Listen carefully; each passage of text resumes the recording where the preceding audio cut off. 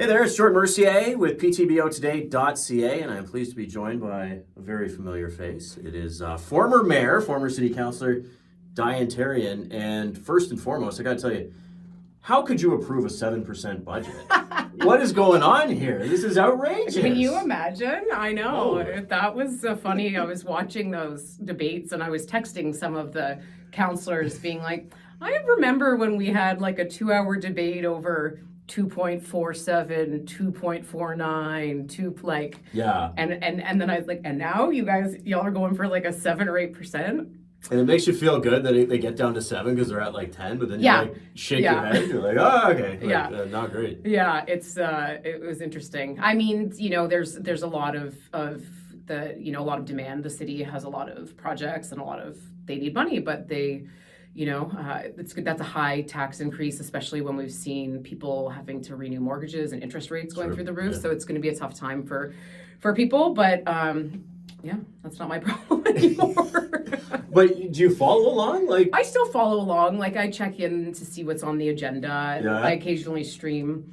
My husband will hear me like yelling at the computer, and but I mean, it's you can't just turn off your concern for the community and for the city. So, and I'll still text I'll text Councillor Beamer when he's chairing and being like, you're doing a good job, Andrew. Speed it up, Andy. Yeah, Let's get moving. So no, it's good. It's nice to be able to kind of have that distance, but it's also it's still of a lot of interest to me. And well, this is what a lot of people probably don't realize is, and we'll get into sort of your reflections on the job as mayor, but before you started as mayor or as city councilor, there was obviously something in you that wanted to make a change in the community. So that makes sense that you wouldn't just be able to shut it off. Yeah, exactly. It's, you still care about the city, and again, you just have to find different ways of like channeling that now, because the political thing was interesting while it lasted, but I'm glad to sort of be out of that realm now. Okay, so looking back, you've had a little bit of runway to sort of reflect on things. One, you just look like you're a lot happier. We know each other a little bit. You seem to be a little happier now. Yeah, it is. Yeah. Do people not realize how all-consuming it can be? I don't know, and I think too, like, we have this thing where people forget that politicians are people. Like, we're so used to some of the ones that are like larger than life, and there are the ones that are very like sociopathic and seem like they wouldn't care if you don't like them. But a lot of us, especially at local levels, are like, we're just people trying to like do our best. And so it's, when you have like kind of shit being thrown at you from all angles, it's really, it's a lot. And then, as somebody who cares for the community, like it was really hard to go through some of the, the issues that we were dealing with when we talk about like poverty and mental health and homelessness, and, people making me feel like personally responsible. Like it's hard to not like really have that weigh on you. But I think people don't realize that that it is like you're always on, like even out for dinner or like walking the dogs or whatever, people will stop you and want to talk about. I mean, and it still happens. Like it's still, people be like, oh, I thought, and now I'm like, I'm a little bit removed from it, but it is a lot. And so I have a lot of respect for the people that put their name out there and that do the work, because it's a thankless job, and especially for women get treated a lot differently in those positions of power, and there's been like lots of reports on that, and I've been able to be part of some groups that are doing like research on that now, looking back at the last municipal elections, and there was like a lot of women across Ontario that like didn't run for another term, and we saw that here too with like Councillor Capo and Councillor Zippel, and so it's it's tough, but you just gotta find a way through it, and I survived. Yeah, you did survive. Barely. Is there parts, like, what's something that you miss about being the mayor?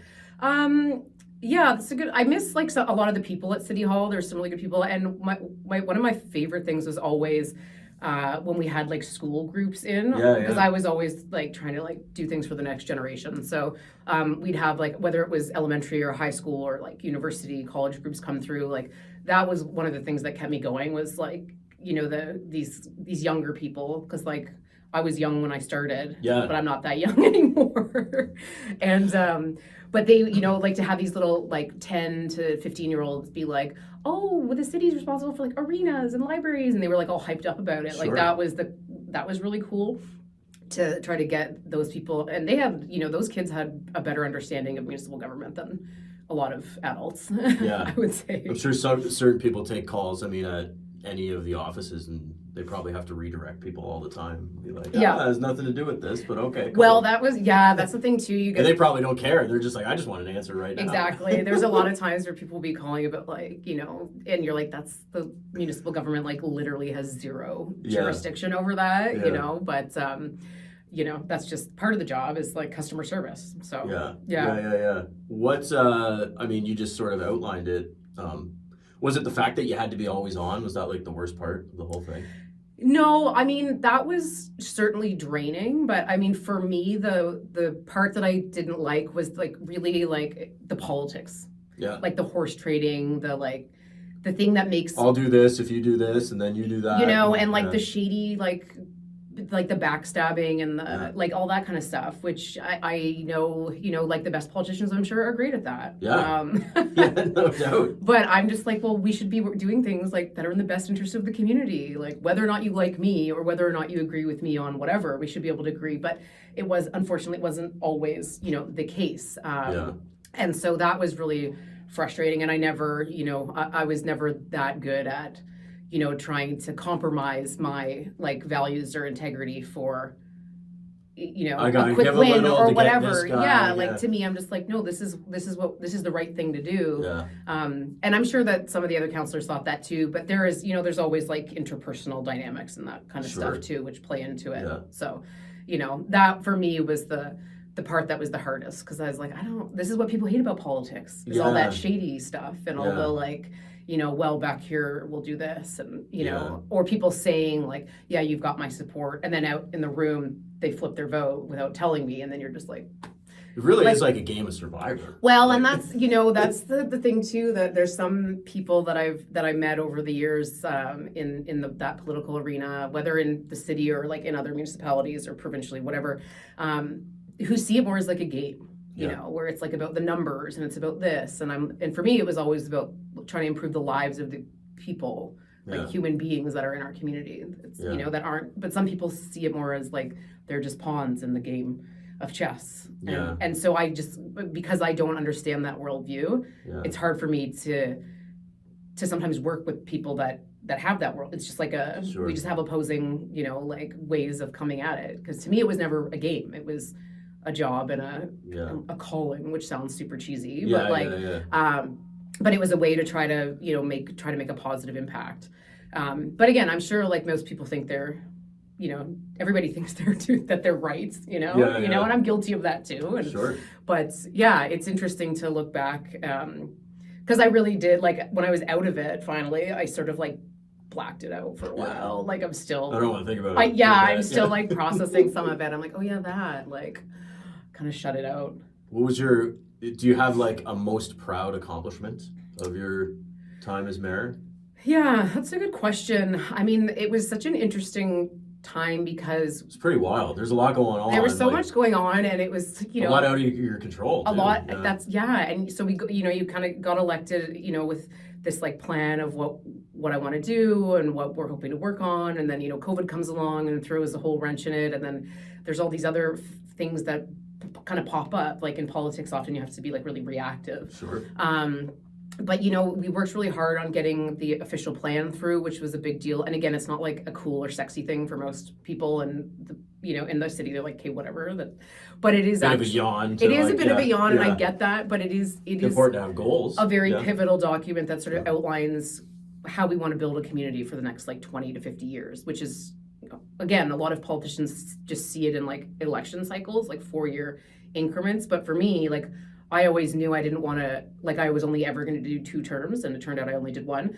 But like, so for me, it wasn't about re-election. It was about like getting some shit done here and like laying the groundwork for the next little bit. So, so I was really proud of that. I think we made some good strides. We've seen, since the new councils come in with like the modular homes being built, and because I remember when we were dealing with COVID and the building down on Wolf Street that the city had, and there was nobody working in it. And so my suggestion was like, well, why don't we use that space as like a temporary overflow shelter, because we didn't none of the churches were, wanting to do it and whatever. And so that sort of laid the groundwork for that. And I know that there's been, impact on the neighborhood, and there's been some, controversy about that, which I get. And that it was only supposed to be a temporary shelter. But given, again, all the things that we've talked about already, that was one of the things too. I always knew, like, when people asked about like the housing and the mental health and all that, I was like, it is, unfortunately, it's going to get worse before it gets better. Right. And we're still seeing that. And I think too, with, again, rising interest rates and, the housing market and all that kind of stuff. And then of course our healthcare system is in shambles. We are going to have to grapple with a lot of those things, and the municipalities having to grapple with a lot of things that aren't necessarily supposed to be in their wheelhouse, but the provincial government sort of just, like, I don't even know Doug Ford. I don't know where Doug Ford is. But even when he's, right now? even when he's in Ontario, he's, not, to me, doesn't seem to really care about the people that are, waiting in the hospital for surgeries, and, and the nursing staff and all of that, who are, it's a shit show, and our education system too. So a lot of those things, become visible at the municipal level, when really it's the provincial government to deal with, or sometimes the federal government. Do you have anything that you look back on and you go, you know what? I think my intentions were right, but I'd probably handle that a little differently.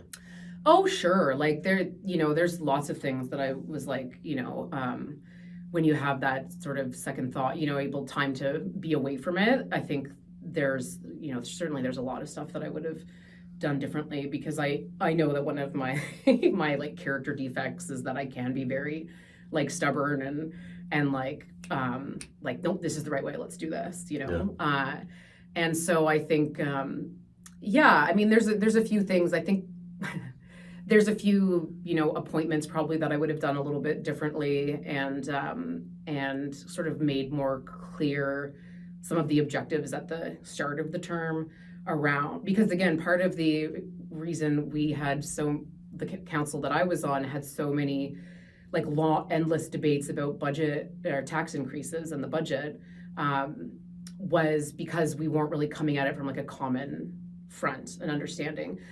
So even though staff were saying we're going to need X amount of a tax increase, people were coming at it from like, well, I campaigned on low taxes, which is all well and good, but when you keep your taxes so low for so long, that's when you have these bigger increases that we're seeing now.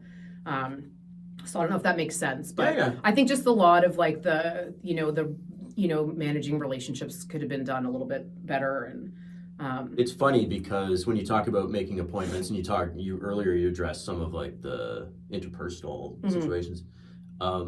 Did it surprise you about how personally people took that kind of thing? Like, I don't know, as a casual observer, I'm like, well, I mean, I don't care if I'm the chair of this or chair of that. I'm going to have something on my plate. But obviously there were people who were... Yeah, there was a couple... Like, it was like the end of the world, Yeah, which I probably would have misjudged that too. Like... Well, and I knew, like, I knew I always, like, ego is involved. And so... But again, it was like when in 2018, it was a bit of like a change election. There were some of us new faces that were elected. And so... It was like, okay, well, we're going to change things up a little bit because that's what the people are wanting. And again, when some people have been a chair of something for like 10 years, it's time for some fresh, fresh perspective and fresh ideas and whatever. So, but it was one of those things that I really struggled with that over the 4 years, was trying not to take that stuff so personally, like the personal, like attacks and whatever. And like, like the Brigade of Angry Ex-Mayors and all that kind of stuff, where I was just like, now that, again, I've been out of it for over a year, you're able to kind of be like, okay, like, I can see that they were like, really, like, who is this young whippersnapper, and like, what's she doing? But at the same time, it's, you